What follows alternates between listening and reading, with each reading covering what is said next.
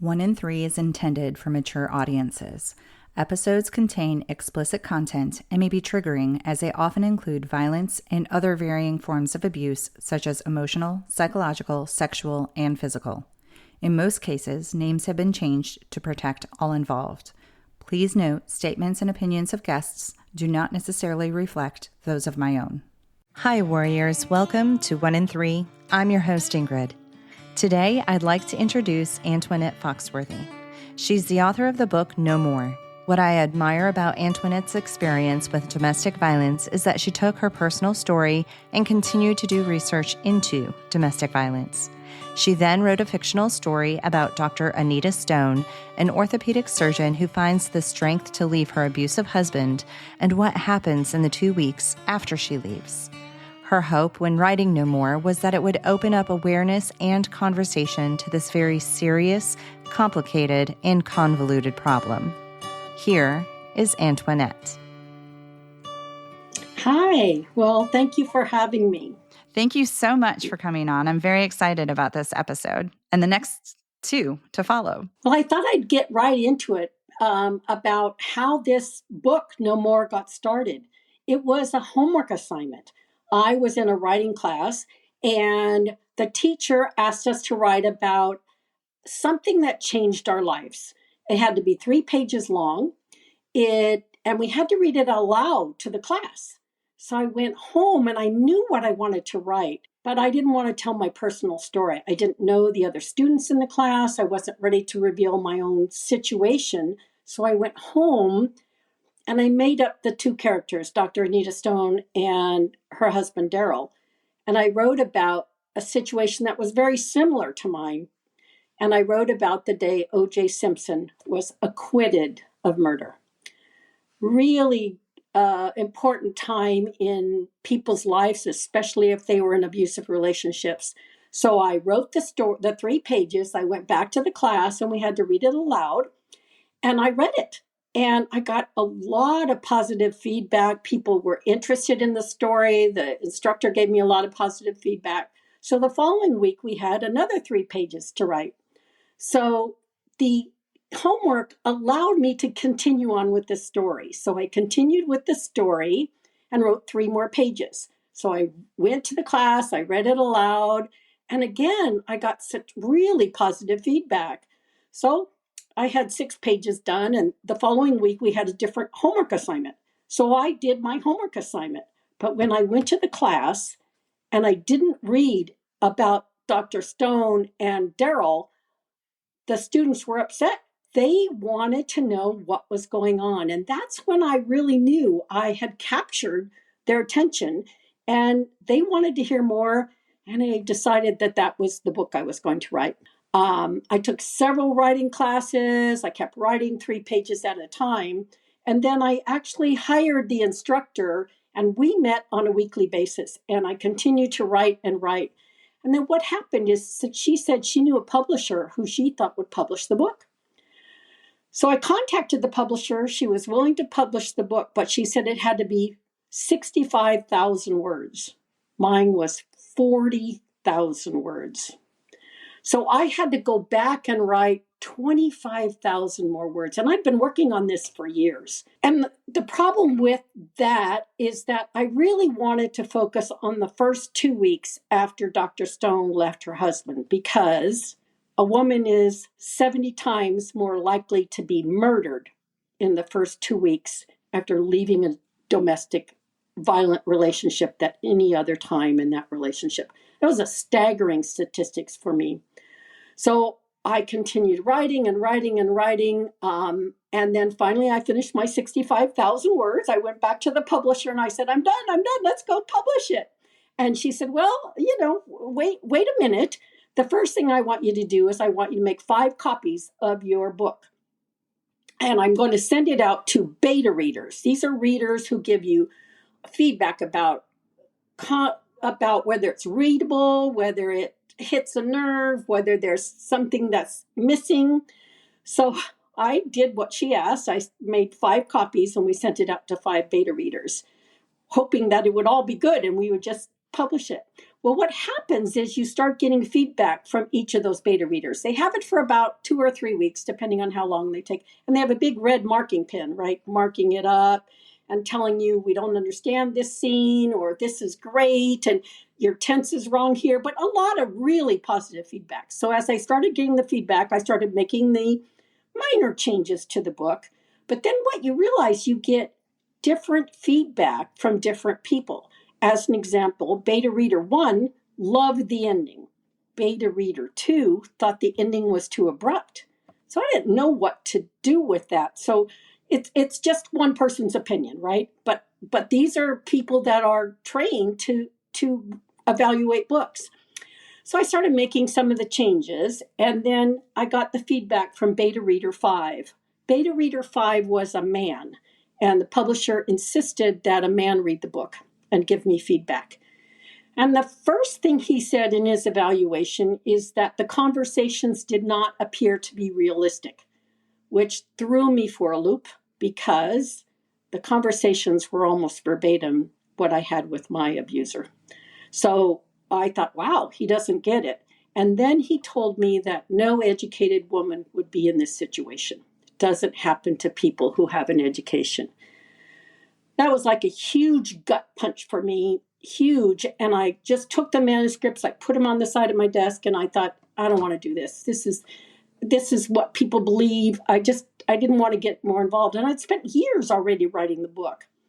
But I had a lot of really good cheerleaders in my corner, people who believed in me, knew the story, and they said, you need to keep writing. You need to figure out what's wrong, what's going on. Why does he believe that? So I took a big step back and I left the books on the shelf and I tried to figure out what was missing, what was missing in the book that he didn't understand. And I made some conclusions. So I decided that we all have things that mold us, right? That mold the people we are.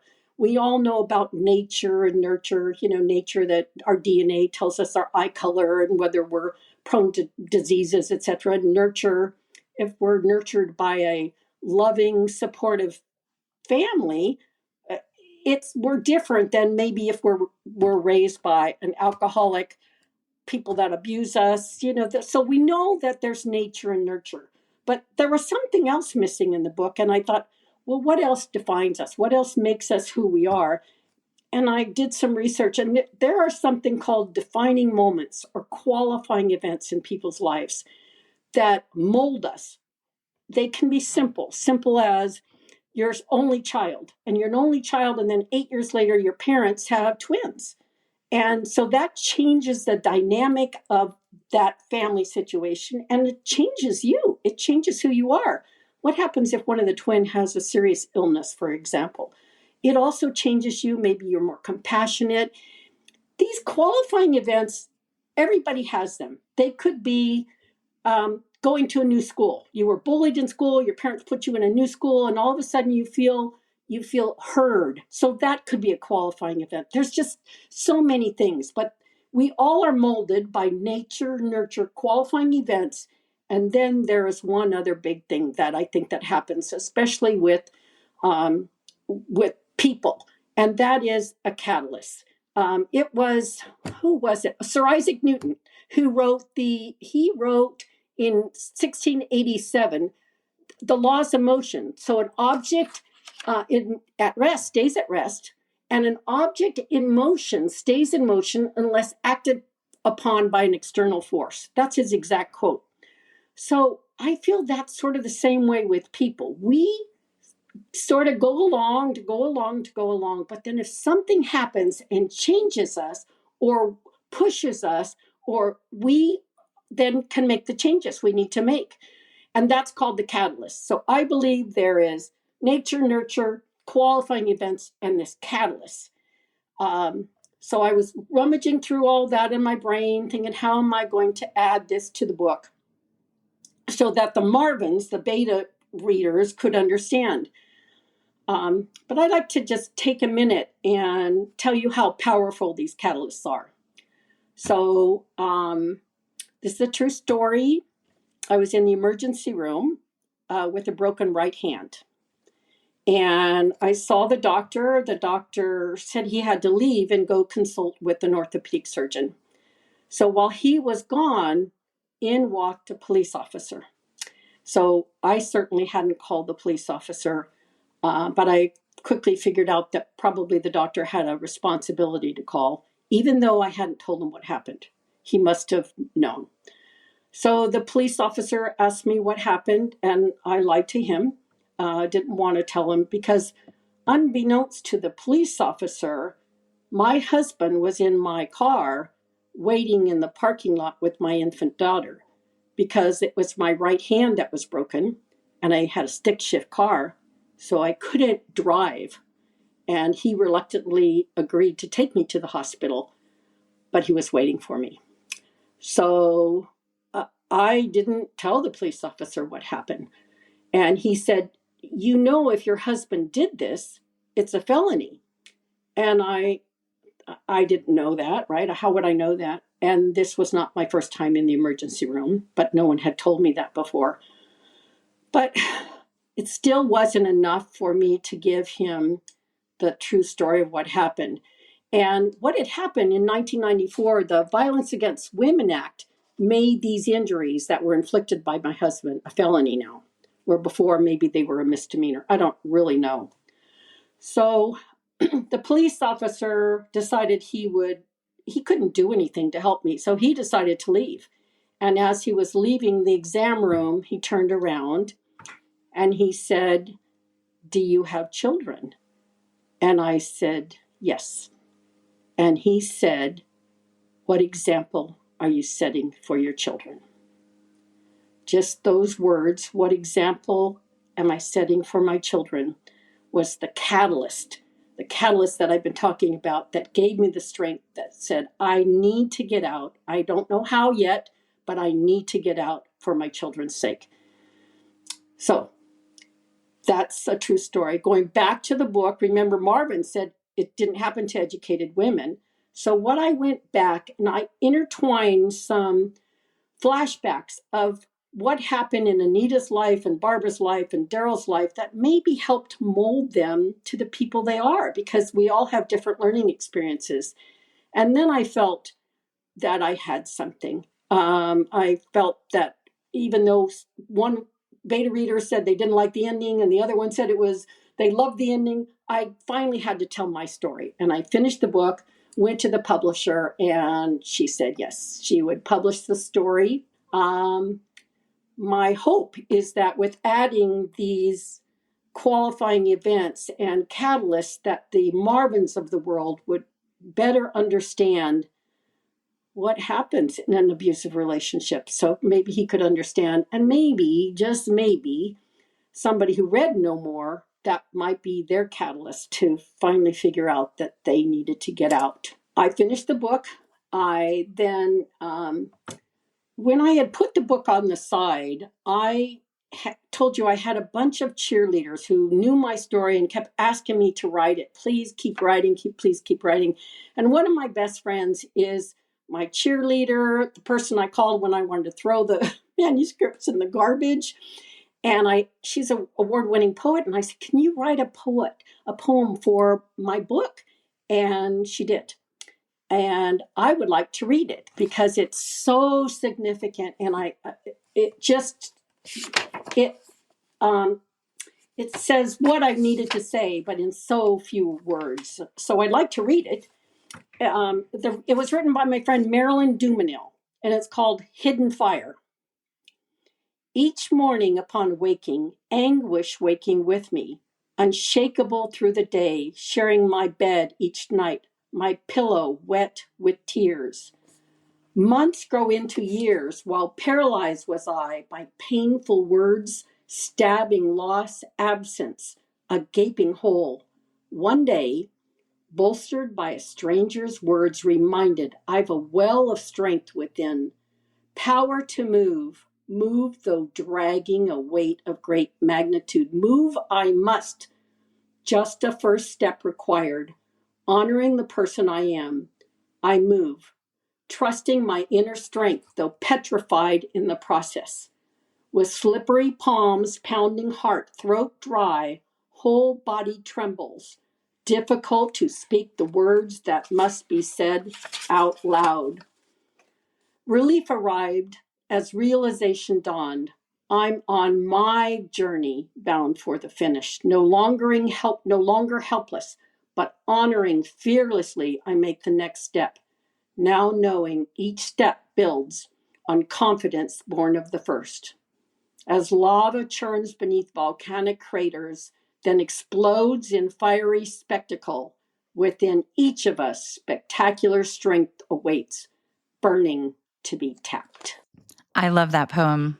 When I went to start reading your book and I opened it to that page, it hit at such a perfect time for me with things that I have going on in my life. And when I read that, I was like, oh, I am so excited to dive into this book. Thank you. That she really did like nail every part of what you go through. I wanted to mention when you were giving the backgrounds of the characters, what I really liked about it is there was a similarity to the three individuals in their backgrounds, not identical backgrounds, but a similarity. And I think that was so important because it doesn't give an excuse as to why, the abuser turned out the way he did because, well, he had this background, because you have these other two characters who have similar things happen. And so I think that is really important to understand, that just because you have a bad background doesn't give you this reason that you get to be a bad person. Thank you. That was on purpose too. So I'm glad you Okay. I'm glad you got it. Yeah. Yeah. I was like, wow, this is really cool because they end up dealing with their traumas completely different and growing into completely different people. And the other thing I wanted to mention is when you were saying the catalyst, it kind of pushes you into a different pathway.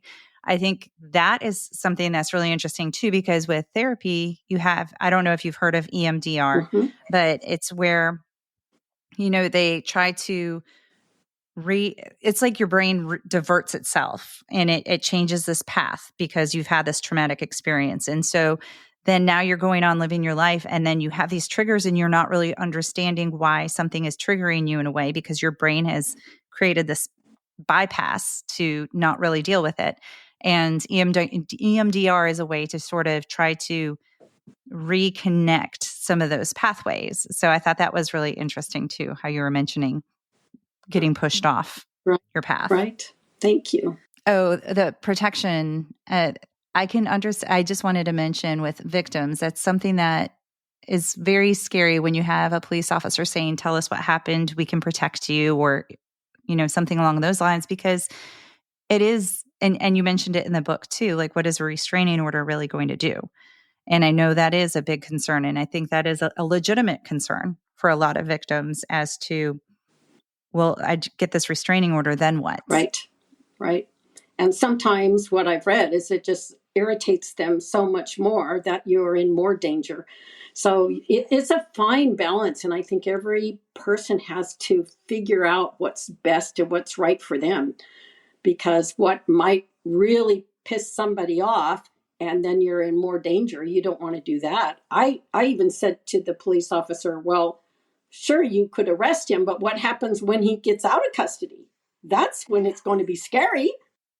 Yes. And I just did an episode where, and this is not normal, but an episode where the wife had called in a domestic violence complaint against her husband. He was arrested and he was already out on bond for something else. And she thought she had some time that he wouldn't get released right away. But he did. He got released right away. And it unfortunately ended up in her death. So there are, I know it's horrifying, and there are those true stories, and that's not to say that people should stay in their abusive relationships, but know what kind of a situation you're in and what is the safest route and safest path to take. It's very important. And I love how you throw that statistic in there too about the most dangerous time of the relationship is when you're leaving and when you've left. Right. And I didn't realize that actual statistic. That's an insane statistic. It's insane. Yeah. And it's very, very scary. And we that are in domestic violence relationships, we know it's a scary time, but I didn't realize that it's the most scary time. 70 times more likely to be murdered in those 2 weeks than any other time in the relationship. And it's murdered. It's not just, it's not attacked. It's murdered. Yep. Yep. And that I do try to stress as often as I can is if you are planning to leave, do it discreetly. So I also want to ask, so No More is out and it's published. Yes. And it has been. Yes. But if someone were to want to get the book, where can they get the book? They can get it on Amazon, or they can contact me directly. And I would be happy to send them an autographed copy if that's what they want, but you can get it on Amazon. I wanted to bring up a few points I thought of as I was editing this episode. I know Antoinette and I were discussing a fictional book, but one thing that stood out to me in this conversation was how the male beta reader Marvin felt the story was unbelievable because an educated woman would never find herself in that situation. Well, I consider myself to be an educated woman, and I am a domestic violence survivor. I have met and spoken with many other educated women who are survivors as well, men too. I would like to clarify that I'm using the term educated flippantly. As we all know, education comes in many forms, but it appears Marvin was perhaps using the degree of formal education to equate intelligence. Anyway, I realize society has come a long way over the last few years, and this may not be as common of a belief now, but this statement is a reminder of what misconceptions and judgments there are still out there regarding domestic violence victims and survivors. I mention this all the time, but domestic violence has no boundaries. Any person, regardless of gender, socioeconomic status, level of formal education, etc., can be a victim. Marvin also had the comment regarding the conversations in the book and how they didn't seem realistic. I kind of can understand this one. After all, how many of us questioned our reality when we were living the nightmare? How many of us look back on our experience and find it hard to fathom those things were actually said or done? It's hard to believe because humans should not treat other humans that way. This all boils down to exactly what one of Antoinette's goals was in writing No More. We need to speak up, talk about our domestic violence realities more, and make sure our voices continue to be heard. I would like to thank Antoinette for taking the time to join me today and thank you for listening. The links to Antoinette's bio and how to buy her book are found in the show notes. I will be back next week with Antoinette as she reads some of her book, No More. Until then, stay strong, and wherever you are in your journey, always remember, you are not alone. Find more information, register as a guest, or leave a review by going to the website 1in3podcast.com. That's the number 1, IN, the number 3, podcast.com. Follow 1 in 3 on Instagram, Facebook, and Twitter at 1 in 3 Podcast. To help me out, please remember to rate, review, and subscribe. 1 in 3 is a .5 Pinoy production. Music written and performed by Tim Crow.